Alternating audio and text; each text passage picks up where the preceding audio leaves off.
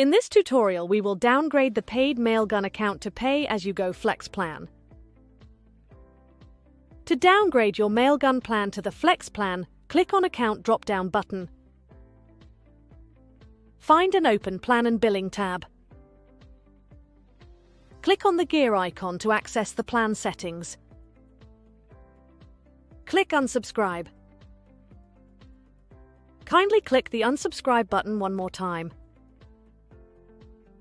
And finally, click on the Downgrade button. Click on the Go to Billing page button to verify that the plan has been downgraded. That's it, the subscription was downgraded. I trust that you found this tutorial on downgrading to the Flex plan to be informative and enjoyable. If you found this video helpful, subscribe and hit the notification bell to stay updated with our latest video tutorials. Stay motivated, keep innovating, and I'll catch you in the next video where we'll explore more exciting features and strategies to level up your business. Take care and see you soon.